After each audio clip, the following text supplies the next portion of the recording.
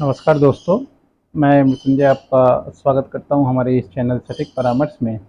और ये जो फ़ोटो आपको दिख रहा है, ये कोई समान आदमी या मानव नहीं है, ये महामानव की गिनती में है। और नीट पेपर जो एग्ज़ाम हुआ था, उसका मास्टरमाइंड यही है। और सबसे अच्छी बात ये है कि मान लीजिए ये कहीं हिंदी बेल्ट, यूपी या बिहार से नहीं है। ये अपने आप को सबसे सर्वश्रेष्ठ बताने वाले भारत में जो कुछ लोग हैं, महाराष्ट्र मराठी लोग हैं ये। और मराठी के नाम पे भी एक कलंक है, क्योंकि मैं तो अभी महाराष्ट्र गया था कुछ दिन पहले। मराठी आदमी ऐसा नहीं होता है, वो अपना ईमानदारी से काम करता है और अपनी जगह पे है और मेहनत कर रहा है। मगर कुछ लोग उनके नाम का इस तरीके से उपयोग करते हैं जैसे वो सुपीरियर है। तो देखिए इनका हाल क्या है। और नीट का जो एग्ज़ाम हुआ था उसमें मेन मास्टरमाइंड यही पकड़े हैं। सीबीआई ने नीट परीक्षा के लीक में मास्टरमाइंड को पुणे से गिरफ्तार किया। इस शख्स का नाम प्रवीण कुलकर्णी है। और जांच में पता चला है कि नीट पेपर लीक की कर्ता धर्ता प्रवीण कुलकर्णी ही हैं।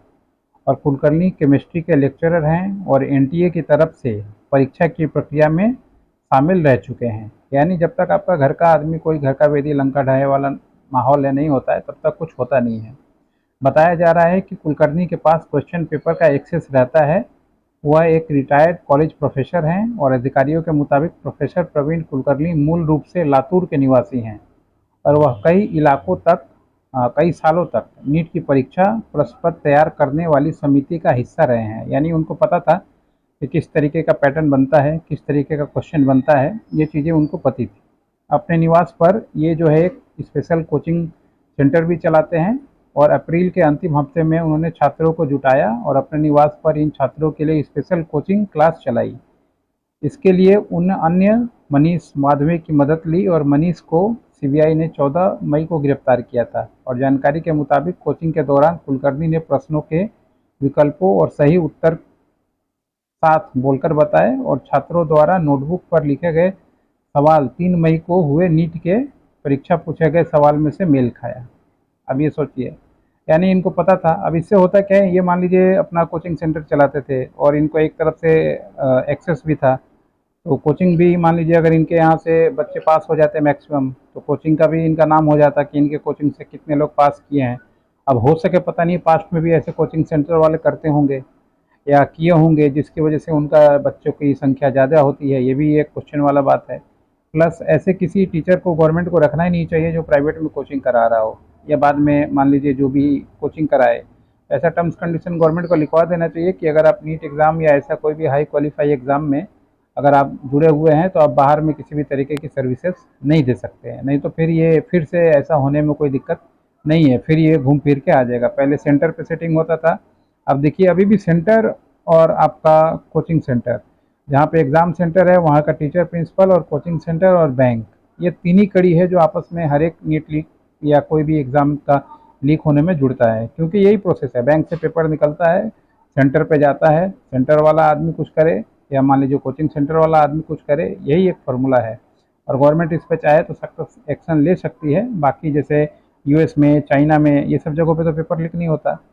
तो यहाँ से कुछ सीखना चाहिए। जब ऐसे लोग 50-50 पर्यावरण के नाम पे घूमने चले जाते हैं मंत्री, जहाज में बैठ के दूसरे जगह, तो इन सब चीज़ों को भी जाके थोड़ा देख के आया करें। नहीं तो बाकी तो 90% काम ये कर ही चुके हैं। रहा सहा आज़ादी के बाद ये बेच खाएंगे, जो इनका कंडीशन है नेताओं का। अब क्लास में दिए थे लाखों रुपए। सीबीआई प्रवक्ता के मुताबिक छात्रों ने इस विशेष क्लास में शामिल होने के लिए कथित तौर पर कई लाख रुपए दिए थे। प्रवक्ता ने कहा कि सीबीआई की जांच टीम में रसायन विज्ञान के प्रश्न लीक होने के वास्तविक स्रोत और उन बिचौलियों की पहचान की गई है। अब सोचिए ये जो क्लास था, ये क्लास करने के लिए कितना रुपया लिया होगा, लाखों में फीस लिया है। यानी मान लीजिए अगर 100-200 बच्चा भी इन्होंने बुलाया होगा, लाखों में लिया होगा, तो 2-4 करोड़ तो ऐसे ही छाप गए। और गेम ऐसे ही होता है। उसके बाद जो जिसको पेपर मिला उन्होंने 30-30 लाख में बेचा, वो हिसाब अलग है। और गौरतलब है कि गुरुवार तक जयपुर, गुरुग्राम, नासिक और पुणे, अलिया नगर में 7 आरोपियों को गिरफ्तार किया गया है। महाराष्ट्र में आप जाएंगे तो पुणे जो है ना, वो एक एजुकेशनल हब है, बहुत सारा कोचिंग सेंटर और बहुत सारी चीज़ें हैं। तो इस तरह की चीज़ें उठने में इनको पैसा जुटाना आसान है।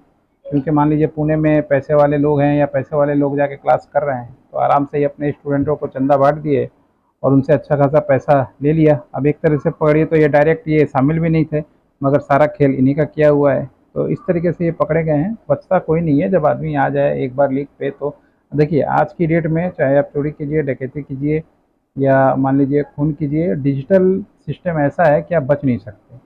इतना फास्ट हो चुका है सिस्टम कि आपका अगर आप मोबाइल यूज़ करते हैं और इंटरनेट यूज़ करते हैं तो फिर आप किसी भी चीज़ से बच नहीं सकते। कुछ भी कीजिएगा कहीं ना कहीं आप सुराग छोड़ ही जाएंगे, आपको पकड़ने में ज़्यादा टाइम लगेगा नहीं। ये जो समझदार आदमी है वो समझता है चीज़ों को। तो चलिए आशा करते हैं कि ये कम से कम बिहार के नहीं निकले, नहीं तो और एक बदनामी यूपी बिहार के लोगों के सर पे होता। आगे ऐसा ना हो, गवर्नमेंट को ऐसा सख्त कदम उठाना चाहिए।